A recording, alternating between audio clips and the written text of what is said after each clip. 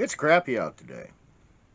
We're at Bush Hippie headquarters, just staying in out of the rain and keeping warm. And since it's too wet out to do anything really outside, I figure it's a good day to bake some bread. So let's bake some bread. There, that was easy. Just kidding. This is a table loaf I made earlier. And it's kind of an explanation for why everything's a little dirty at the moment. I got two of these. I got this one that I pulled out a little bit ago and another one in the oven. And here in a minute, I'm going to show you how to whip up this dough. It's a really simple, easy to use, no nonsense. You don't have to screw with it any more than you want to. Basic French bread. Makes a good sandwich. Just heat it up, slap some butter on it to go with whatever. For example, this amazing pork pot roast I've been cooking all morning that you can't see because it steamed up the camera lens. That was brilliant, dude. Anyway, I'm going to rig something up to hold this camera, and I'm going to show you how to bake bread. Goldberg together a functional look down camera. All right, let's make some bread. So, measuring cup. You need something that holds 2 1/4 cups. Step over here to the sink that you can't see, and I'm not going to show you because it's full of dirty dishes. Wait for the on-demand water heater to heat up. Kind of funny that they call them on demand. I mean, they don't do shit on demand. They heat up when they're damn good and ready, and not a second before. Boy. Yeah, we're creating great content. This is what I want. Okay.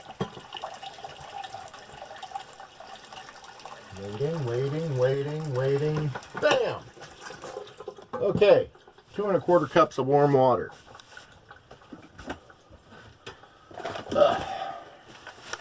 Okay. This bread recipe is so easy. Once you've got your liquids, you don't even really have to be all that precise with your measurements. 2 tablespoons of sugar. So the actual measurement and volume is not nearly as important here as the ratio. That's not a fancy ass measuring spoon. That's just a plain old spoon, like, you know, you eat your cereal with. Okay, next, 1 tablespoon of just plain old dry yeast.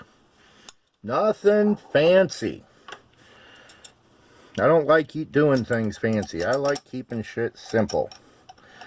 Okay, there, that's enough. Boom. Give it a bit of a stir. Come on, mix in, damn you. Ever notice how nothing ever really goes to hell in a handbasket until you got a camera rolling? Alright. We're going to set that off to the side and just let it hang out for 10 minutes. Give the yeast time to activate and start working and doing all the yeasty stuff. The yeast is going to start eating the sugar in that warm water, and it's going to start burping out CO2, and that's what's going to make our nice, pillowy, soft loaf of bread. I'll be back in a few. Okay, that's what it looks like when yeast has bloomed. This is ready to go. So, I just got to grab the olive oil, and yeah, finish prepping my dry ingredients, and then we'll put this shit together. Back. And through the magic of camera manipulation, our measuring thing full of yeasty water has magically turned into a pot full of flour. This is our dry ingredients. All that's in here is 5 cups of flour. said 10 because I had to use a half cup to measure it. To that, we're going to add about that much salt. I don't know why. You can't taste it once it's in there. Beat it together a little bit. The dough stuck to the pot from our last batch isn't going to hurt anything. And we're going to add 1 tablespoon plus whatever went over of olive oil. All right. Now, we grab our yeast bloom, and that travels over here. Pour that in. There we are. And then we grab our favorite wooden spatula that works great for mixing everything. And we start mixing. Scrape down the sides of the bowl. Get everything mixed together. You just keep going until you wind up with kind of a shaggy mass. You know. If it looks a little dry, you can add more water. If it looks a little too wet, you can always add more flour. Okay, let's see if it comes together. If we did this right, when we turn it, we can get in here with our hands now and kind of stuff it all together into a ball. And it'll stay. All right, get this out of the way. All right, we go to our breadboard and we just start working it. This is where the real mixing takes place. What we were doing in the bowl was pretty much just putting stuff together. I mean, okay, see how my fingers are starting to get all goopy and crazy? We can just pull that stuff off. And then to keep it from happening again, just go to wherever you keep your flour. Mine's behind me in a cupboard. And just put some flour on your hands. It'll help dry your ball out a little and make it easier to work anyway. So, yeah. What we're doing here is 2 or 3 things. All right. We're building up the gluten in our loaf so that we get the nice bready texture that it's not really bread if it doesn't have. We're putting air into it so that we get a nice rise once the yeast starts burping and farting and doing all that yeasty stuff. And we're giving it a nice smooth surface so that it looks pretty when it comes out of the oven. All right, that is a dough ball. Now, just got to find something to let it rise in.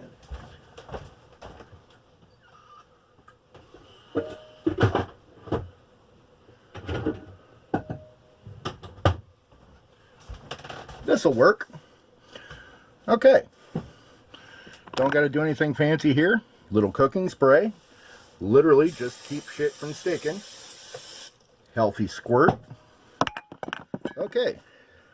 Now for the really complicated part. You pick up the dough ball. You slide the bowl over. And you drop the dough ball into the bowl. Now we forget about it for an hour or until it's doubled in size, whichever comes first. Yeast bloom, and that travels over here. Pour that in. There we are. We're back. Our dough has risen. It's just close enough to doubled in size. Now for the fun part. So earlier we mixed it all together, let it hang out for a while, let it start to puff up and get to where it has a really good opinion of itself. Now it's time to crush all of its hopes and dreams. Flatten it back out. Get rid of the rising bowl. Now we flatten it back out. Don't want it getting too high an opinion of itself. And we're gonna, now that we've got all the air out of it, we're gonna work it around a little bit. Give it a good knead. Really build up that gluten. Stretch it. Feel it. Need it. Want it. Okay, that's getting creepy. You get the point anyway. So, we're just going to work her around some, stretch it out. That feels pretty good. See, you're going to have to practice some to get it just the way you want it. Eventually, you get to the point where you know when your bread has been kneaded the way you like it. Now, what I like to do, I'm going to stretch it out and kind of roll it up a little, like that. Give the ends a little bit of a tuck, so it looks all nice and purty. Now, I'm going to do something kind of goofy. The 2 loaves that I showed you at the beginning of this video, that was from a batch this size that I split in half. What I like to do sometimes, just to make it go further, is I'll take the whole batch, I'll put it in this roasting pan, like so. Try to get it to where it's kind of centered, and I'll just let it hang out there. I don't know if you can tell or not, but it's already starting to rise again. I'm going to let it rise until it's got the pan full. Then I'm going to go toss it in the oven. You can see things have moved around a bit, just because I like to let my loaves rise on the back of my stove, because that's where the vent for my oven is. So that's what's going on there. It's getting bigger, noticeably bigger already, and it's only been a few minutes. So, this is where things work a little different over here than they did over here. Alright, now I started with the same size batch of dough. The only difference is, that's the whole batch, because I like nice big sandwich bread. Okay, this is going to be the table loaf. Probably most of it will probably be gone by the end of tonight. And this is going to be just a smaller bread loaf. Okay, they both have the same ingredients. Where things are different is each one of I baked these loaves separately. I baked each one at 375 degrees for half an hour. This guy, since he's the entire batch in one big loaf, we're going to bake him for a full hour at the same temperature. Might wind up going a little bit longer. We'll check him, but we'll check him at an hour. And we'll see what he looks like when he comes out of the oven. I saw those 2 smaller loaves from earlier sitting there and realized I hadn't eaten in a while, so I couldn't help myself. A little cheese, a couple pickles. God, that's good. Hour of rising. This is the big loaf. It's ready to go in the oven. So, and take her, toss her in there,